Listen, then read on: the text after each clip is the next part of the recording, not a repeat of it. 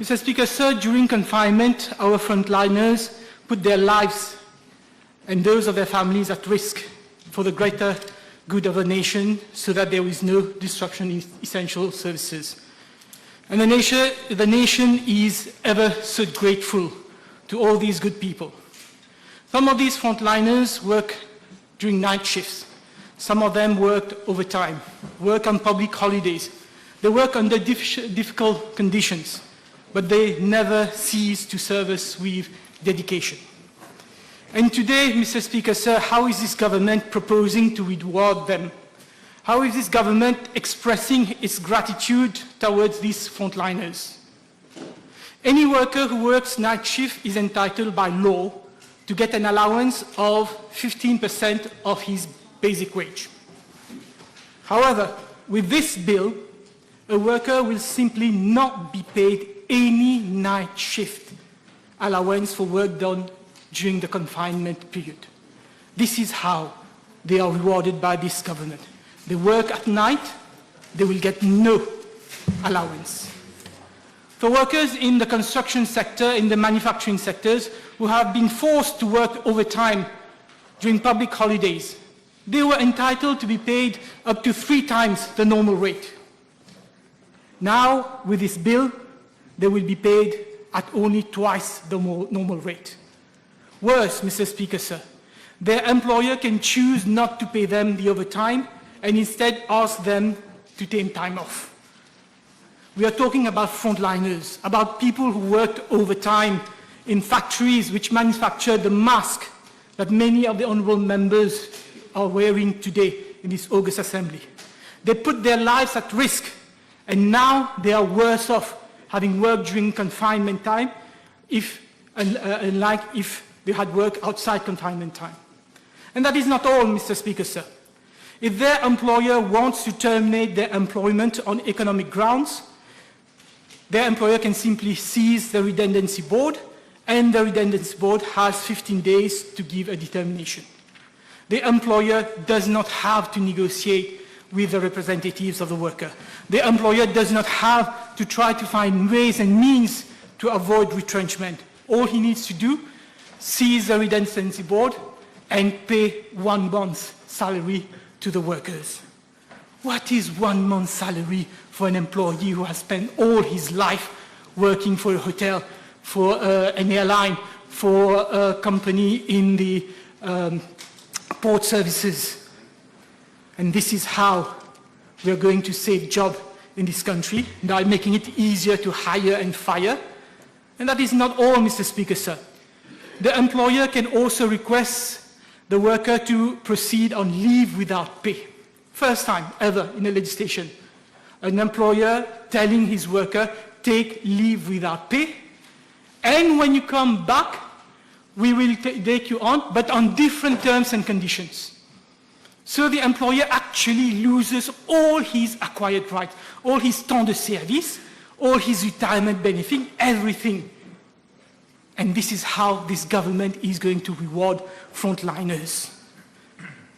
Now was the time, Mr. Speaker, sir, for this government to come with a safety package to encourage enterprises not to retrench people. Come negotiate. Let's try to find a solution. If you need to have less working hours, less working hours. If you need to take time off, go training, take time off to go training. If you are able to cut down overtime, cut down the overtime. If you are able to accept a pay cut, accept a pay cut, but keep your employment, keep your job security. Unfortunately, Mr. Speaker, sir, the government chose not to do that. The government chose to totally side with the bosses, the big bosses of the private sector. The government chose to look only after the interests of the big boss and not of the workers. And this is blatant, Mr. Speaker, sir, when it comes to contribution to portable retirement gratuity fund. From day one, the patronat was against the idea of contributing to that fund. May I remind all members, this fund is used to pay for the workers a gratitude when he goes on retirement, especially for those workers whose employer are insolvent. You have this fund there which will contribute, which will be used to pay for the retirement. And this fund is funded by contribution from workers, from employers. They were supposed to contribute as from 1st of January. Government chose to give them an extension till March. And now, with this bill, government is choosing to give them an indefinite extension. They don't have to contribute at all until the government decides time is right for them to decide to contribute. And what was the reason advanced by the Prime Minister for this decision? Because the private sector has a cash flow problem. The private sector has a cash flow problem, but what about the rights of the workers? What will happen to a worker now who goes on retirement? What happens if his employer is insolvent? What funds will be used to pay his gratuity? At the law precisely stand, government has committed only 350 million rupees as seed capital to fund retirement gratuity. Only 350 million rupees. What happens if more funds is required? Is government going to put more money?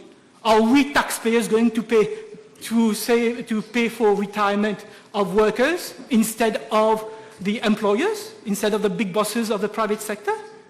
Isn't that a way for government to blatantly side with the employers and not the workers?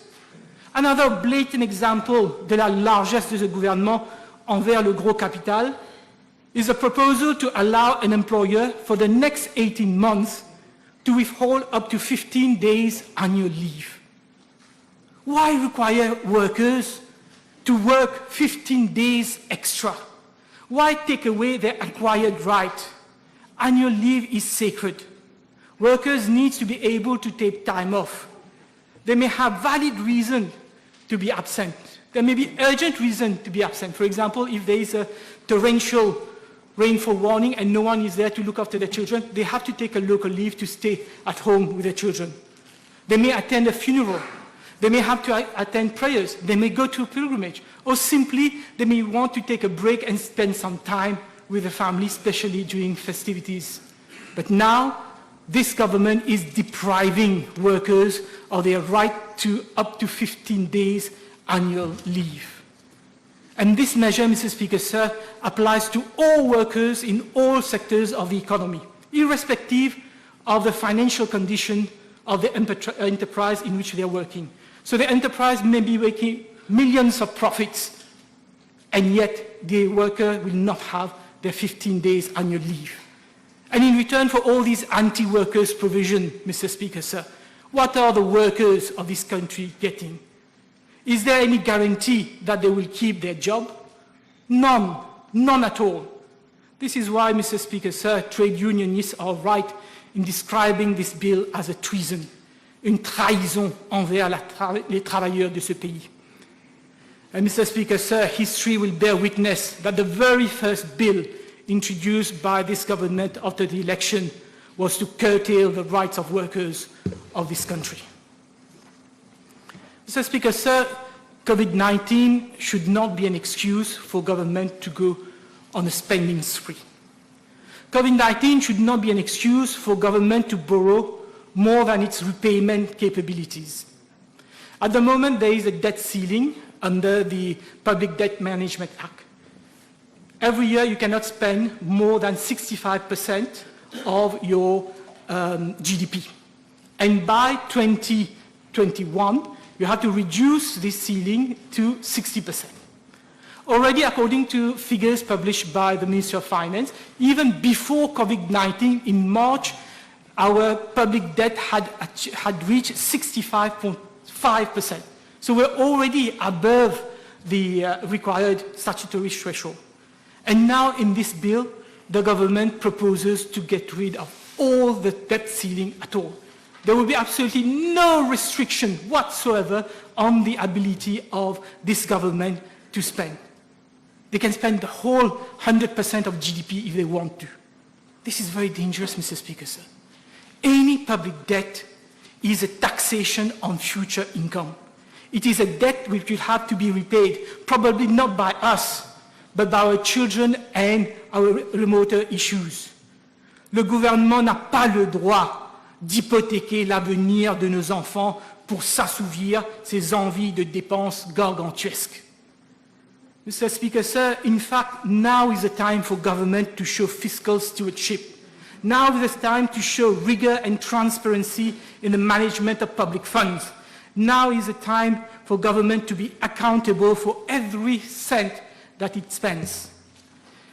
And the MMM has always criticized the use of special funds because of its opacity and lack of scrutiny. Once funds are advanced from the consolidated fund to a special fund, the minister can do whatever he wants with that fund. There's absolutely no transparency.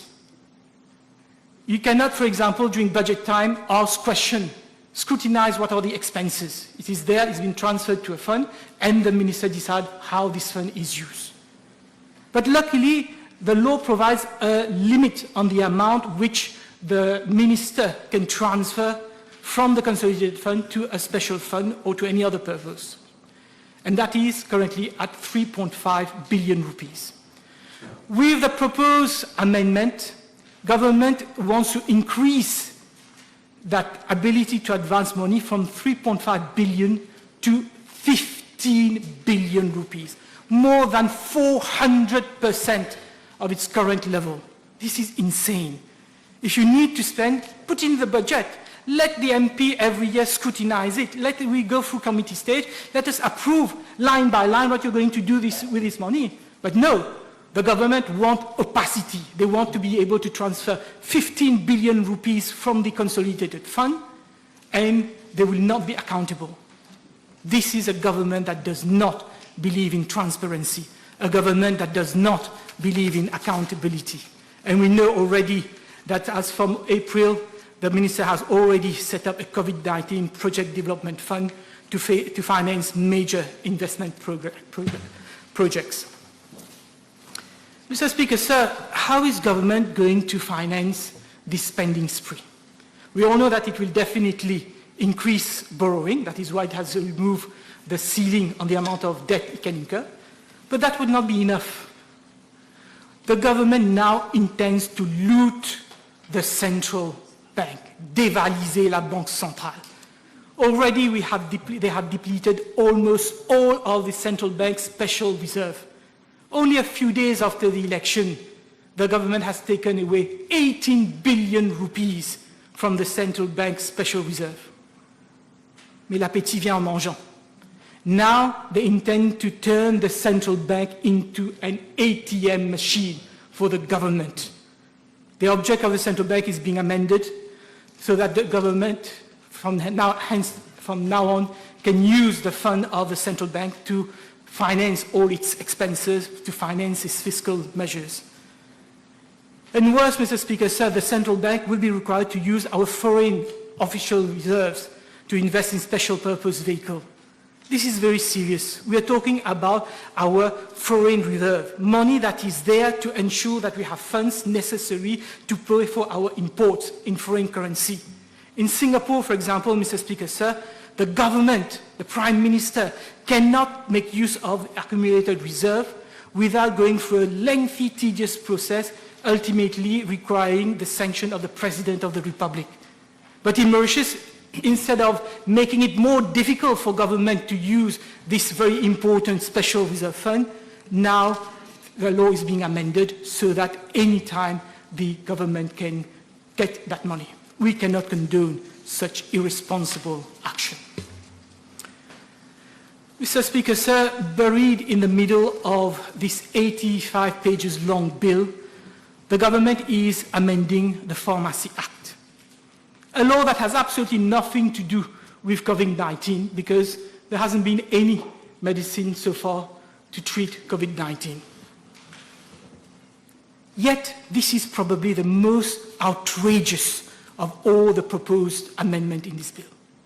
And the Honourable Prime Minister spent less than 30 seconds on it. The Pharmacy Act is being amended to compel the Pharmacy Board to approve or reject an application to build a factory to manufacture pharmaceutical products within only 20 days of receipt of the application. And the Pharmacy Board is required to register locally manufactured medicine within 28 days of receipt of an application for registration. Mr. Speaker, sir, we cannot place a patient at risk due to inadequate safety, quality, and efficiency. If the pharmacy board were to apply good manufacturing practice issued by the World Health Organization, it would take months for the board to license any manufacturing plant. The manufacturing conditions are very strict. The board has in the past, even recently, rejected applications where these applications had been blessed by the Economic Development Board. Similarly, it takes around 12 to 18 months for the pharmacy board to license pharmaceutical products before they can be sold and distributed to the public, which is normal because public safety doesn't have a price. You need to make sure that the medicine that you're being distributed and sold to the public is fit for human consumption. And now we are being asked today to vote a tailor-made legislation to enable an applicant to get a license to build a factory and to sell locally produced drugs. Worse, Mr. Speaker, sir, the board is given the power to exempt any locally manufactured pharmaceutical product from registration.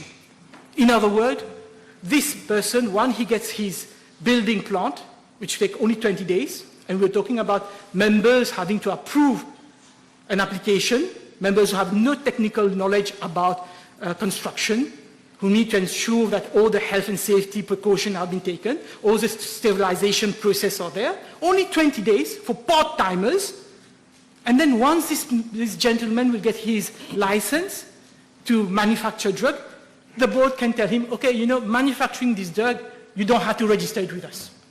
For imported medicine, it takes us between 12 and 18 months to get a license, even though these medicines are registered in the US or in the European Union. But for locally manufactured, there will be no need to register. How can the government come up with a legislation like this? I really don't understand. And why do they put it buried among 55 legislations that we have to vote? This is a very dangerous piece of legislation, Mr. Speaker, sir. Mr. Speaker, sir, turning briefly to the quarantine bill. We agree that there is a need to update our existing legislation in that respect. But we should always bear in mind, Mr. Speaker, sir, that quarantine and confinement is a restriction on our freedom of movement, and any restriction on our constitutional rights must be reasonably justifiable in a democratic state. The bill, as it currently states, gives very wide powers to the minister concerned to issue regulations, to restrict movement, to force people to go to quarantine, to force people to give up samples. That has to be checked against the yardstick of reasonable requirement, reasonable justification in a democratic society.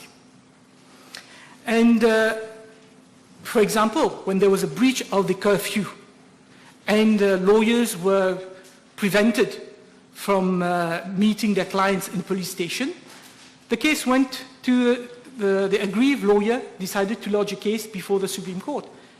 And it's very unfortunate that before Mr. Justice Balanci had a chance to give a determination, government promptly amended the legislation to provide that lawyers don't need to have the work access permit to go and see their client in a police station or to go to court. Similarly, doctor doesn't need this permit to go and see their patient.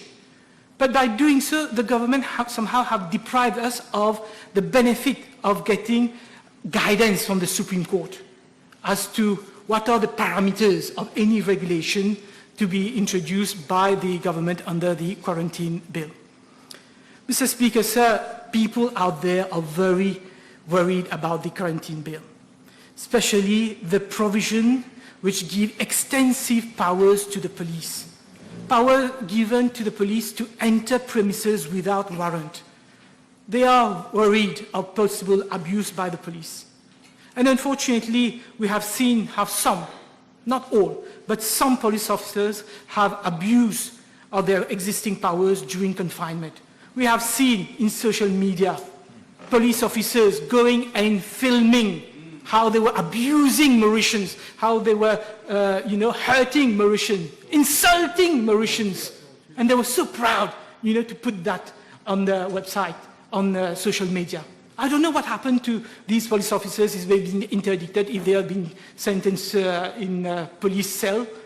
But this has created a psychose dans la population.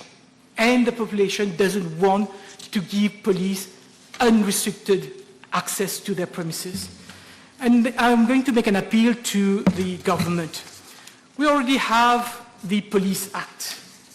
Section 14 of the Police Act, for example, Mr. Speaker, sir, allows where, in case of urgency, communication with a magistrate will cause delay that would defeat the end of justice. A police officer not below the rank of an assistant superintendent may on sworn information that the person is unlawfully in possession of drug, because this is in case of drug, he can issue a warrant. So I think we need to have a similar kind of garde-fou in this bill, that a police officer cannot just come in a house without a warrant. If it is not practicable to get the warrant from the magistrate, at least get an officer of police not below the rank of assistant superintendent to issue this permission, this warrant to search the premises. Mr. Speaker, sir, most of the proposed amendment in the bill relates to extension of delays which fell during the confinement periods, delays to make payment, delay to renew license, delay to lodge appeals. We have absolutely no issues with those provisions. But unfortunately, the bill also contains provision which goes against the rights of workers, against good governance, against prudential practice, against fundamental human rights, and we cannot possibly condone such provision. To paraphrase the Honourable Prime Minister, the pill is too big for the population to swallow. Thank you.